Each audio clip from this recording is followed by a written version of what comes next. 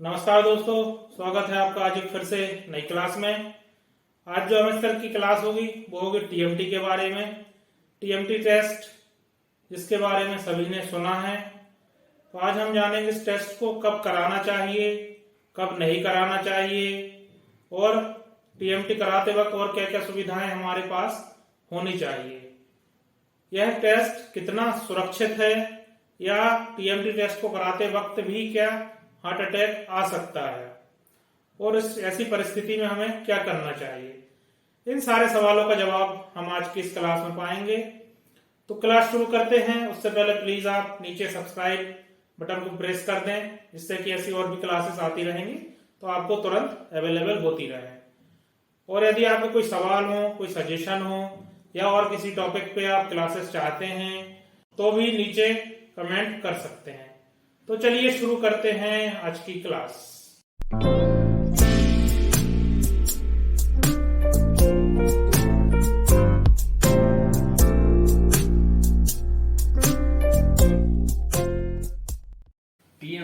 TMT होता है, full form क्या है? Treadmill test. तो आज अपन देखेंगे कि ट्रेडमिल टेस्ट क्यों कराया जाता है, क्या इंडिकेशन है, क्या एडवांटेज है, क्या रिस्क है। सबसे पहले आते हैं टीएमटी है क्या चीज। टीएमटी है कार्डियक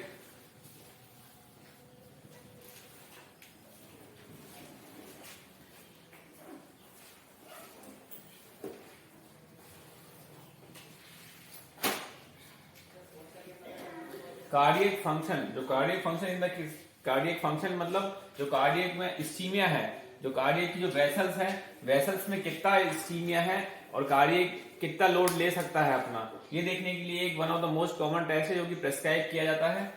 एक्चुअली अपन देख क्या रहे हैं टीएमटी में, अपन ये समझते हैं सबसे पहले। तो जो हार्ट की वेसल्स हैं,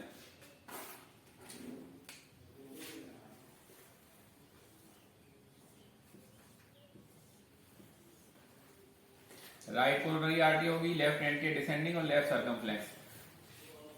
जैसा अपन ने पहले पैथोजेनेसिस में पढ़ा था कि धीरे धीरे इनमें प्लाक जमा होने लगता है। प्लाक जमा हो रहा है, एथ्रोमेटस प्लाक है, ये प्लाक धीरे धीरे बढ़ता जाएगा। धीरे धीरे जो हार्ट की वेसल है वो नैरो होती जाएगी। अब नैरो होती जाएगी तो क्या इफेक्ट पड़ेगा हार्ट की मसल में। ये मसल है, इस मसल को सप्लाई कर रहा है, ठीक है, ये ब्लड वेसल्स। अब क्या होगा नॉर्मल कंडीशन में, जब नॉर्मल कंडीशन होती है, नॉर्मल कंडीशन में तो ये सप्लाई कर देगा इतने में। फिर क्या होगा जब अपन हार्ट में लोड बढ़ाएंगे, मतलब हार्ट की जो ऑक्सीजन डिमांड है, ऑक्सीजन डिमांड बढ़ानी पड़ेगी, हार्ट रेट बढ़ाएंगे। जैसे हार्ट रेट बढ़ेगी, हार्ट की ऑक्सीजन डिमांड बढ़ेगी, तब क्या होगा, तब इसको डायलेट होना पड़ेगा, डायलेट होना पड़ेगा और ब्लड सप्लाई देनी पड़ेगी इसको। तो ये कंडीशन ऐसी आएगी जब ये यहाँ से पूरी ब्लड सप्लाई नहीं दे पाएगा, ठीक है। ब्लड सप्लाई नहीं दे पाएगा तो क्या होगा, ये मसल्स है, मसल्स में ब्लड सप्लाई इसी में, मसल में मतलब मसल को ऑक्सीजन कम मिल रही होगी, तो मसल को ऑक्सीजन कम मिल रही होगी तो वो ईसीजी में चेंजेस दिखने लगेंगे इस्कीमिया के।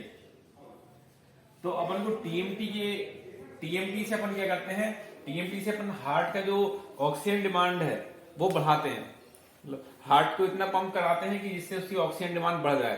तो अपन को ये पता चलेगा कि इतनी ऑक्सीजन डिमांड अपना हार्ट सहन कर पा रहा है कि नहीं, ठीक है। ये ऑक्सीजन डिमांड अगर हार्ट अपने आप से सहन कर पा रहा है, कोई चेंजेस नहीं आ रहे हैं, मतलब कि जो वेसल्स है, वेसल्स ठीक ठाक चल रही है।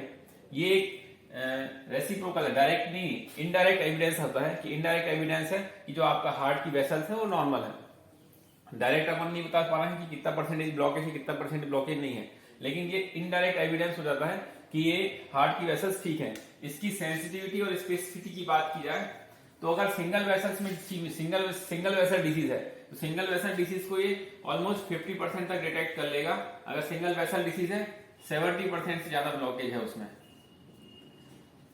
अगर डबल वेसल या ट्रिपल वेसल डिसीज है तो इसकी सेंसिटिविटी बढ़ती जाएगी, 60 to 70% तक सेंसिटिव हो जाएगा।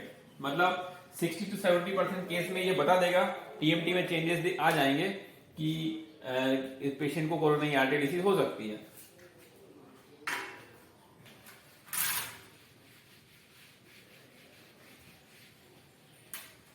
तो थोड़ा थोड़ा बेसिक्स अपन ये जानते हैं कि टीएमटी में करते क्या है। पर टीएमटी में करते क्या है, एक ट्रेडमिल है, ट्रेडमिल में अपन को खड़ा कराएंगे, ठीक है। ट्रेडमिल में यहाँ पे खड़े कर दिए अपन के, जैसे नॉर्मल इलेक्ट्रोड्स लगते हैं, पूरे चेस्ट इलेक्ट्रोड और पूरे लिम इलेक्ट्रोड्स कहाँ पे लगाएंगे, राइट के यहाँ पे दोनों में और लिम्स के पेट में। तो 4 इलेक्ट्रोड और यहाँ पे चेस्ट इलेक्ट्रोड हो जाएंगे। चेस्ट इलेक्ट्रोड पूरे अपन लगा लेंगे, मतलब कुल मिला के जैसे अपन नॉर्मल ईसीजी लेते हैं, ईसीजी लेने का वो हो जाएगा। उसके बाद पेशेंट को एक रेस्टिंग ईसीजी कराई जाएगी। रेस्टिंग ईसीजी के बाद ट्रेडमिल स्टार्ट कर देंगे। ट्रेडमिल ग्रेजुअली स्टार्ट करेंगे, क्योंकि अपन को जो हार्ट के फंक्शन है वो धीरे धीरे बढ़ाना है। ऑक्सीजन डिमांड एकदम से नहीं बढ़ा देना है। एकदम से अगर अपन उसको हार्ट की डिमांड बढ़ा देंगे तो कुछ कॉम्प्लिकेशन भी हो सकते हैं। तो धीरे धीरे बढ़ाएंगे। पहले स्टेज 1, फिर स्टेज 2, फिर स्टेज 3। ये 3-3 मिनट की स्टेज होती है, मतलब 3 मिनट तक ये स्टेज 1 पे चलेगा, फिर थोड़ा स्पीड बढ़ जाएगी, फिर 3 मिनट चलेगा, फिर स्टेज 2, फिर स्टेज 3। स्टेज 3 के बाद ऑलमोस्ट रिकवरी में आ जाएंगे। फिर एक रिकवरी फेज होता है 3 मिनट का। टीएमटी से करते क्या है अपन, एक ट्रेडमिल है, ट्रेडमिल पे पेशेंट को, मतलब ट्रेडमिल पे जो भी अपन को जो पेशेंट है, पेशेंट को चलाएंगे। स्टेज 1, 2, 3 धीरे धीरे स्टेज बढ़ाएंगे।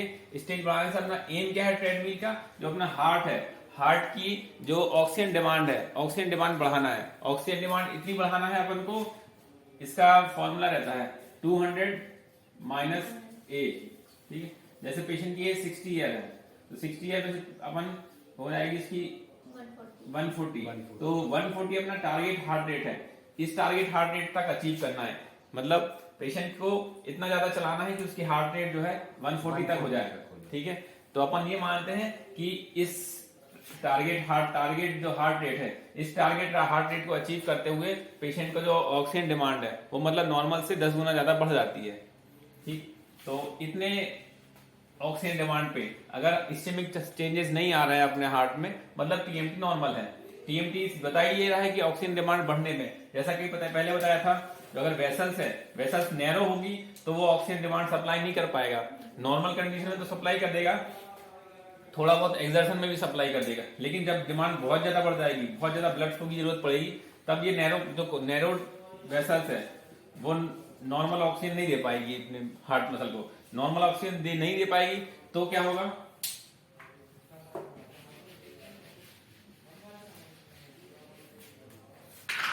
तो अपन ने पहले बताया था, जैसे अनस्टेबल एंजाइना में चेंजेस जो आते थे। अनस्टेबल एंजाइना क्या था, रेस्टिंग में अगर चेस्ट पेन हो रहा है, अनस्टेबल एंजाइना में जो चेंजेस आ रहे थे वो टीएमटी के दौरान आने लगेंगे। यही चेंजेस अपन को देखने पड़ते हैं। ये चेंजेस अगर आ रहे हैं तो अपन टीएमटी बोलते हैं कि टीएमटी पॉजिटिव है।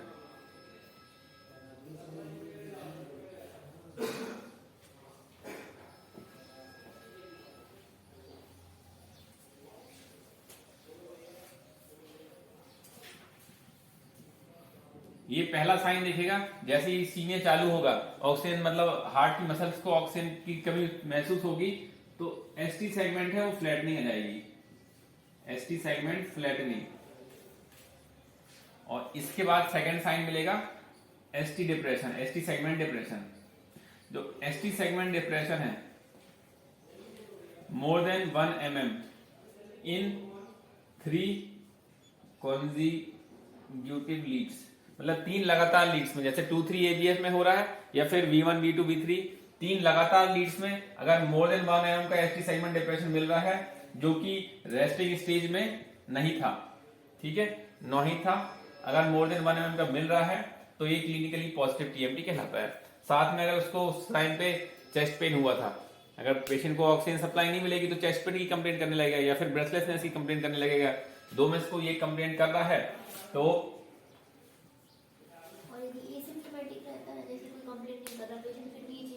नहीं, फिर भी ये पॉजिटिव माना जाएगा।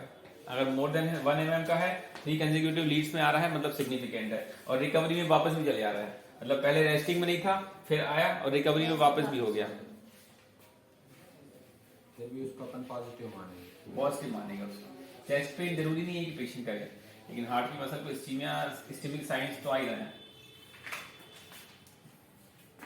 अब आते हैं इंडिकेशन क्या है।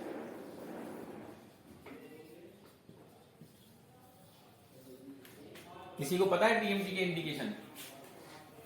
क्लास 1 होता है इवेल्यूशन फॉर सीएडी। कोई भी पेशेंट है जो कि चेस्ट पेन, ब्रेथलेसनेस से अपने पास प्रेजेंट हुआ है, तो उसको इवेल्यूट करना है कि सीएडी है कि नहीं है। ठीक है, तो इसको इवेल्यूशन ऑफ चेस्ट पेन के लिए है। सीईडी वाले को नहीं कराएंगे ना, पहले से कंफर्म रहेगा तो। सीईडी वाला अगर कंफर्म है, नहीं कंफर्म सीएडी में भी कराते हैं, बताते हैं पहले तो। इवेल्यूशन फॉर सीएडी, एक नॉर्मल पेशेंट है जो कि चेस्ट पेन और ब्रेथलेसनेस की कंप्लेंट कर रहा है, उसको सीएडी के लिए इवेल्यूट करना है अपन को। उसकी positive predictive value, age, sex, risk factor, ये सब असेस करके अपन को लग रहा है कि उसको सीएडी के चांसेस हैं, तो उसको चेस्ट पेन ब्रेथलेसनेस की कंप्लेंट भी कर रहा है, तब उसको अपन को इवेल्यूट करना है कि सीएडी है कि नहीं है। इसको कब करेंगे? जब उसके ईसीजी में कोई चेंजेस नहीं आए, नॉर्मल आ रहा है या फिर इनसिग्निफिकेंट चेंजेस आ रहे हैं। किस किस ईसीजी में टीएमटी कराया जा सकता है, ये अब ध्यान में देने दो दिमाग में। टीएमटी हर किसी पेशेंट का नहीं कराते हैं अपन को। जैसे ये चेस्ट पेन टीएमटी में अपन देखना क्या करा रहे थे, टीएमटी में अपन ने देखा एसटी फ्लैटनिंग देखी है, या फिर एसटी डिप्रेशन देखा है, और तीसरा एसटी एलिवेशन भी आ सकता है। उसमें एलिवेशन भी आ सकता है, अगर बहुत ज्यादा कॉन्स्ट्रिक्शन हो गया, बहुत ज्यादा नैरोड हो गई, तो एसटी एलिवेशन भी आ सकता है। तो हमें देखना है ST flattening, ST depression, ST elevation. अब पहला, अगर ईसीजी नॉर्मल है तो अपन उसको इंडिकेट करेंगे कि टीएमटी करा लो। दूसरा,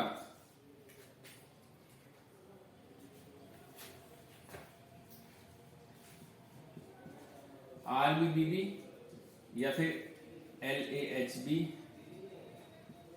एलपीएचबी, ये होते हैं या तो left anterior hemi block, left posterior hemi block या आरबीबीबी। इन तीन कंडीशन में अपन करा सकते हैं। इन तीन कंडीशनों में एक्सेप्शन है कि उसका जो एसटी सेगमेंट है, एसटी सेगमेंट ज्यादा डिप्रेस नहीं होना चाहिए। अगर इसके साथ ये दोनों प्लस में है, आरबीबीबी या एलएचबी, आरबीबी प्लस एलपीएचबी, इसको बोलते हैं बाईफेसिकुलर ब्लॉक। बाईफेसिकुलर ब्लॉक रिलेटिवली कंट्राइंडिकेशन होता है एलबी, इसके लिए टीएमटी के लिए। एलबीबीबी में नहीं कराते, एलबीबी कंट्राइंडिकेशन है टीएमटी के लिए। ST segment depression on resting stage more than 1 mm का है। ऑलरेडी पेशेंट को एसटी सेगमेंट डिप्रेशन है ही, नॉर्मली रेस्टिंग स्टेज में भी ST segment depression more than 1 mm आ रहा है, तो ये नहीं आए, तो इस कंडीशन में नहीं कराएंगे। सिग्निफिकेंट टी वेव इन्वर्जन है, इस पेशेंट को करा सकते हैं। टी वेव इन्वर्जन कोई कंट्राइंडिकेशन नहीं है टीएमटी के लिए। टी वेव इन्वर्जन है तो टी वेव इन्वर्जन को टीएमटी करा सकते हैं अपन, क्योंकि अपन को टीएमटी में देखना ये दो चीजें हैं।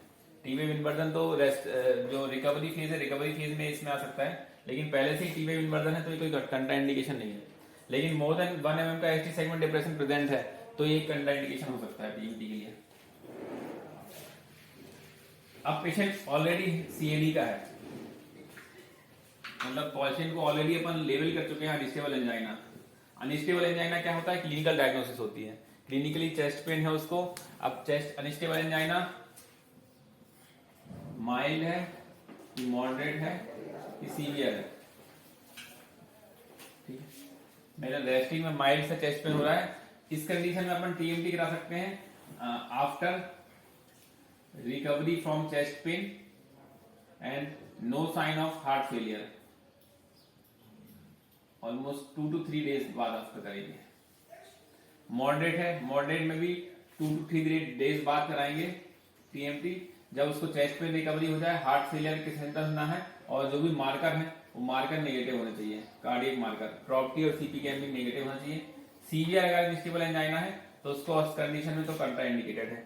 कोई भी एक्यूट कंडीशन है, एक्यूट कंडीशन जो कि एक्यूट हार्ट की इंजरी करा रही है, चाहे वो एक्यूट एमआई हो, चाहे एक्यूट अनस्टेबल एंजाइना हो, चाहे वो एक्यूट मायोकार्डिटिस हो, चाहे एक्यूट कार्डियक फेलियर हो, एक्यूट पेरिकार्डिटिस हो, ये सब एक्यूट जो भी कंडीशन है, एक्यूट इन्फेक्टिव कंडीशन है, ये सब कंडीशन कंट्राइंडिकेट होती है टीएमटी के लिए। तो कोई भी पेशेंट एक्यूट कंडीशन में अगर आपके पास आता है तो आपको टीएमटी एडवाइस नहीं करनी है। अगर अनस्टेबल एंजाइन अगर एमआई का आ रहा है तो एक्यूट कंडीशन नहीं कराते। एमआई को जब रिकवरी हो जाती है, 10 से 15 दिन हो जाते हैं एमआई के पेशेंट को, तब अपन उसका रिस्क असेसमेंट करा सकते हैं कि इसकी एंजियोग्राफी कराना है कि नहीं। लेकिन आजकल इसका रोल बहुत ज्यादा है नहीं, मतलब सीएडी के पेशेंट को आजकल सीधे अपन एंजियो के लिए ले लेते हैं। पहले क्या है, एंजियोग्राफी इतनी ज्यादा होती नहीं थी, इसलिए टीएमटी का रोल ज्यादा था। आफ्टर सीएडी मतलब ऑलरेडी नॉन पेशेंट है सीएडी का, नॉन केस है कोई सीएडी का, पहले से लेबल्ड हो चुका है उसको सीएडी, पहले से उसको ट्रीटमेंट चल रहा है। अब इस पेशेंट को आपको टीएमटी कराना है कि नहीं कराना, ये डिपेंड करता है पेशेंट के फाइनेंशियल स्टेटस पे, क्योंकि ये लेवल है सीएडी, अपन को पता है कि एंजियोग्राफी में कुछ ना कुछ आएगी प्रॉब्लम, तो या तो आप डायरेक्टली उसको एंजियो करा लो, है ना, डायरेक्टली एंजियो करा लो, जो भी चीज होगी वो समझ में जाएगी। पहले एंजियोग्राफी अवेलेबल नहीं थी, इसलिए बहुत सारे ऐसे क्राइटेरिया बने थे कि सीएडी के पेशेंट को एंजियोग्राफी सीएडी के पेशेंट पर टीएमटी कराना है कि नहीं कराना। लेकिन अगर पेशेंट की अफोर्डेबिलिटी नहीं है ना, टीएमटी जो है टीएमटी ऑलमोस्ट 1000 रुपए में हो जाता है, एंजियोग्राफी 10-12 हजार में होगी। टीएमटी क्या है, नॉन इन्वेसिव प्रोसीजर है, नॉन इन्वेसिव प्रोसीजर है, हर कोई कर सकता है, हर छोटी छोटी जगह पे हो सकती है, एंजियोग्राफी हर छोटी जगह पे नहीं हो सकती। तो इसलिए एक बेटर इंडिकेशन है कि कोई भी पेशेंट को एंजियोग्राफी के लिए जाना है कि नहीं जाना है, तो उसके लिए आप कोई पेशेंट को अटैक पड़ा है ना, एक्यूट एमआई भी हुआ है। एक्यूट एमआई कब होता है, ये नहीं, ये एथ्रोमेटस प्लाक बना, एथ्रोमेटस प्लाक बढ़ते बढ़ते क्या हुआ, रप्चर हो गया, रप्चर होने के बाद यहाँ पे बहुत बड़ा क्लॉट जम गया। अब ये क्लॉट तो अपन ने जो लो मोलिकुलर वेट हेपेरिन है और हेपेरिन है इन सबसे डिसॉल्व कर दिया या फिर थ्रोम्बोलाइज कर दिया। अब थ्रोम्बोलाइज कर दिया तो जो बाकी जो वेसल्स बची है, बाकी वेसल्स में कितना परसेंटेज ब्लॉकेज है ये अपन कह नहीं सकते, ठीक है। ये अगर 70 से ज्यादा होगा तो इसको स्टेंटिंग की जरूरत पड़ेगी, तो एंजियोग्राफी की जरूरत है, लेकिन 70 से कम है तो उसमें एंजियोग्राफी की जरूरत है ही नहीं, कोई भी कुछ नहीं करेंगे। तो ये अपन को पता चल जाएगा किससे, टीएमटी से, कि ये ब्लॉकेज कितना है। तो एमआई के पेशेंट के बाद भी अपन एमआई अनस्टेबल एंजाइना इनके बाद भी अपन उसको टीएमटी करा सकते हैं। बस कब कराना है, जब उसका फुली रिकवरी हो जाए चेस्ट पेन से, पहला इंडिकेशन। दूसरा, उसको मार्कर्स हैं वो नेगेटिव आ जाना चाहिए, और तीसरा हार्ट फेलियर के साइन कुछ भी नहीं होना चाहिए, बेसल क्रेप्स वगैरह है वो नहीं आना चाहिए, और भी साइन ऑफ हार्ट फेलियर है, पीडल एडिमा है, ये सब नहीं होना चाहिए।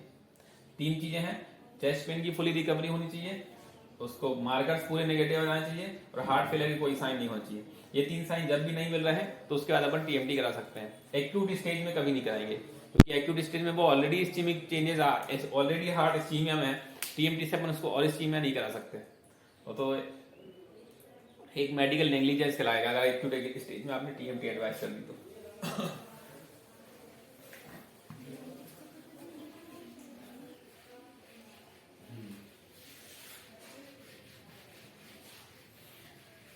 अब एक आता है असिम्प्टोमेटिक पेशेंट।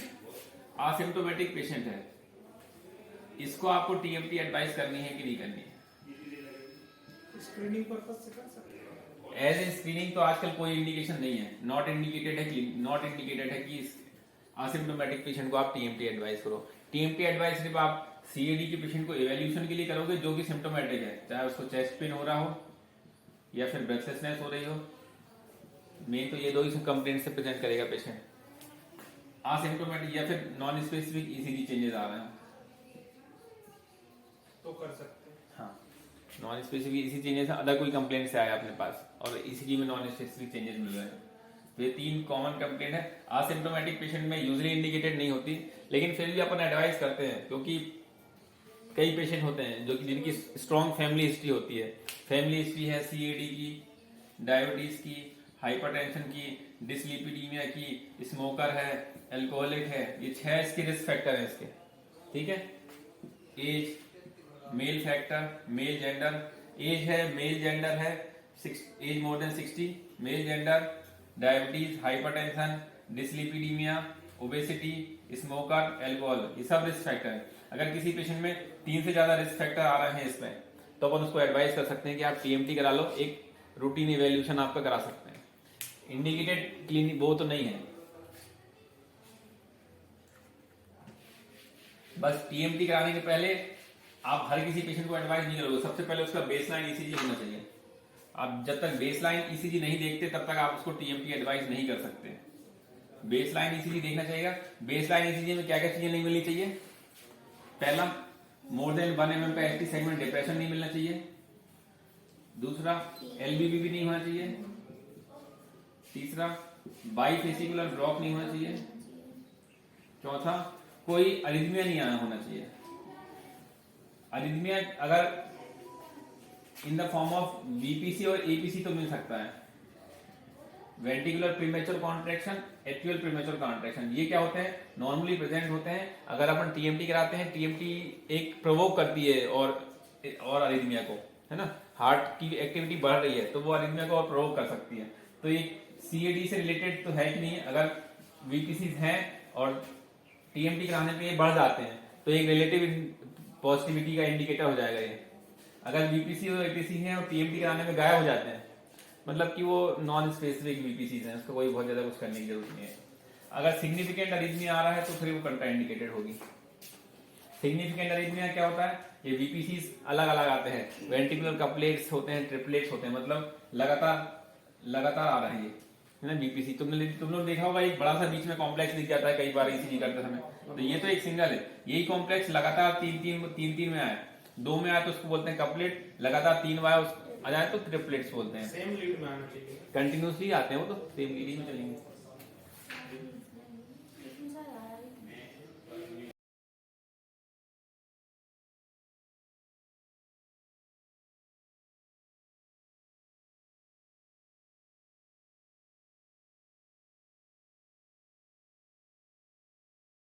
एक चीज होती है मैट्स और देखना मिलेगा तुम्हें,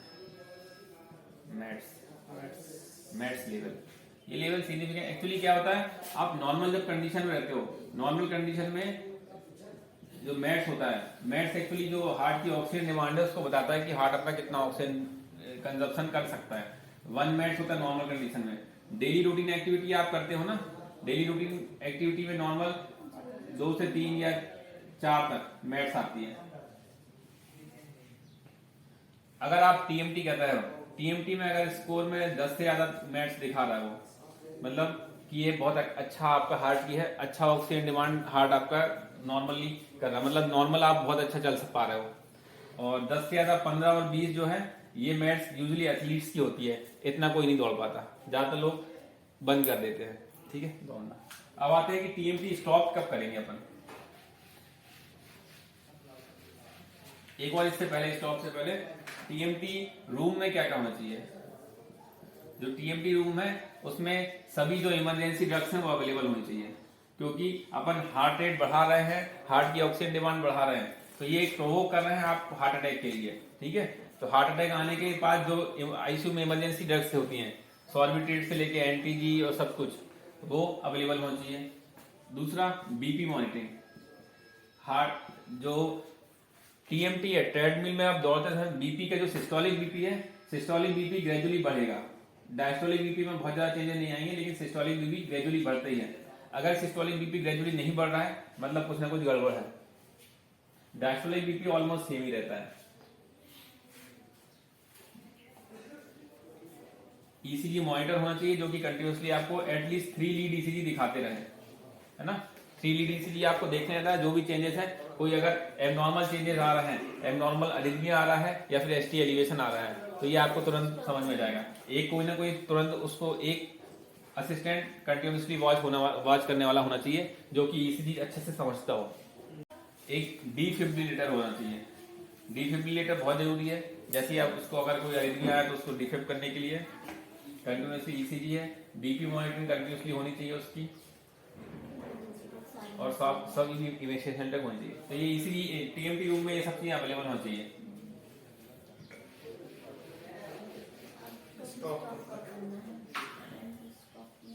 व्हेन टू स्टॉप।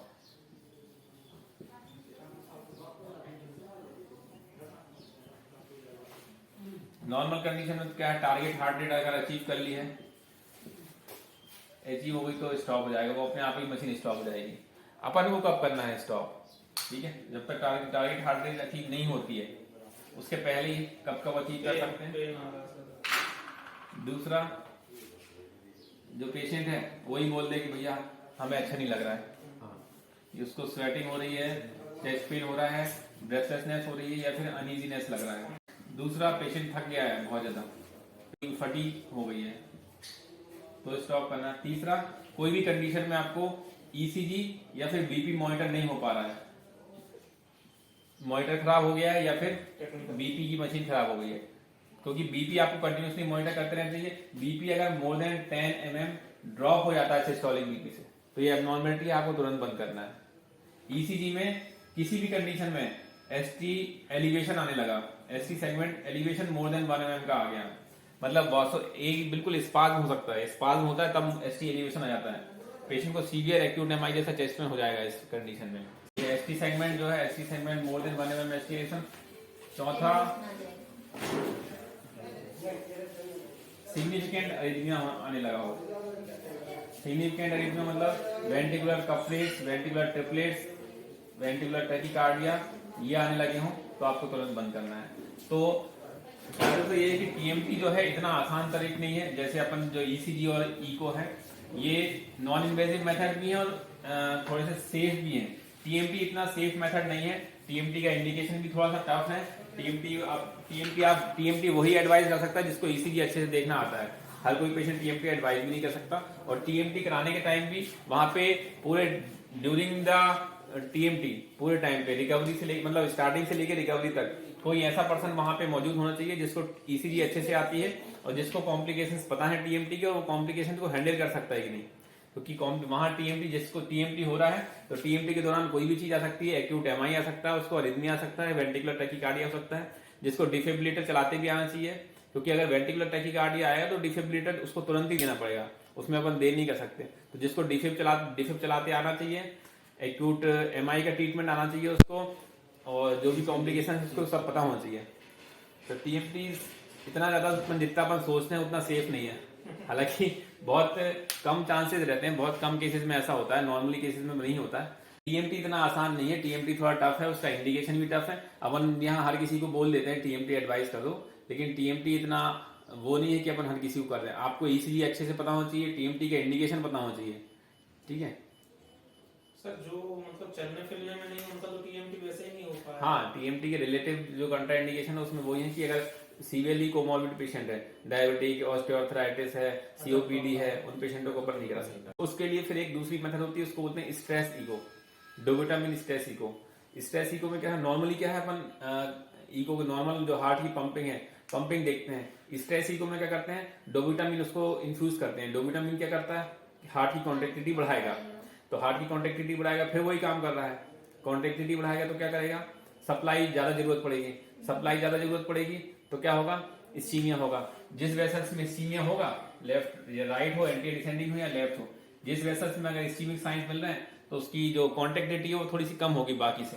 तो अपन रिलेटिवली देख लेंगे किस में कॉन्ट्रेक्टिविटी कम हो रही है इको से। हालांकि बहुत अच्छा, बहुत एक्सपर्ट इको चाहिए डोबुटामिन स्ट्रेस इको के लिए, नॉर्मली नहीं कर सकते। एक बहुत एक्सपर्ट चाहिए जो कि देख सके कि पहले बिल्कुल नॉर्मल थी, उसके बाद एबनॉर्मलिटी आने लगी है।